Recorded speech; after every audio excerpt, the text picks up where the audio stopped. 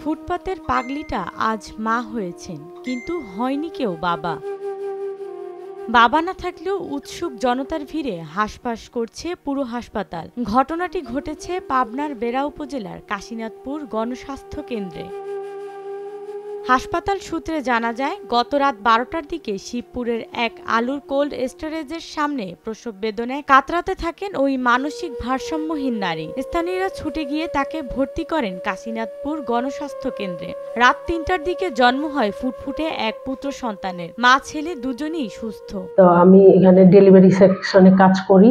তখন রাত 12টায় একজন পাগলিকে নিয়ে আসলো, সে প্রসব ব্যথায় কাতরাচ্ছে। তারপরে আমাদের এখানে আনার পরে সে একটি ছেলে সন্তান প্রসব করে। আমরা যে সমস্যার সম্মুখীন হই বাচ্চা হওয়ার পরে, বাচ্চাকে দত্তক নেওয়ার জন্য রাতেই 10 জনের মতো এসে এখানে উৎসুক জনতা ভিড় জমায়। বাচ্চা দেওয়ার এখতিয়ার কিন্তু আমাদের নাই। তখন আমরা বলি যে আপনারা যোগাযোগ করেন সমাজ সেবা অধিদপ্তরের মাধ্যমে, আইনের মাধ্যমে। এভাবে আমাদের কাছে তারা লিস্ট জমা দেয়। ওই লিস্টে 11 জন লিস্টেড হয়েছে, আরো অনেকে আছে। উৎসুক জনতার ভিড়ের জন্য আমরা রোগীটাকেও ভালো রাখতে পারছি, দেখতে আসছে। এটা একটা খুশির বিষয়, যেমন পাগলিটা মা হয়েছে, বাবা হয় নাই কেউ।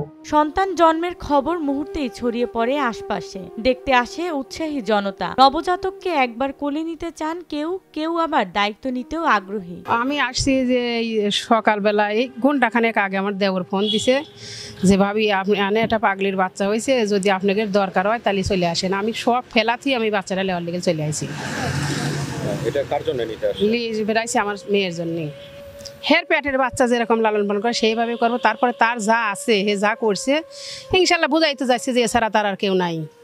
হেরি আল্লাহ রাত্রি তারে আমরা দিয়ে দেবো। আর যতটুকু সম্ভব বোঝেনি তো, যাদের এক ছাওয়াল পাল জায়গায় নাই, তারা কিভাবে বাচ্চা মানুষ করে, হেরম করে তারা মানুষ করবে। তবে সমাজ সেবা অফিস বলছে, আইনি প্রক্রিয়ার মাধ্যমে নিয়ম মেনেই শিশুটিকে হস্তান্তর করা হবে উপযুক্ত পরিবারে।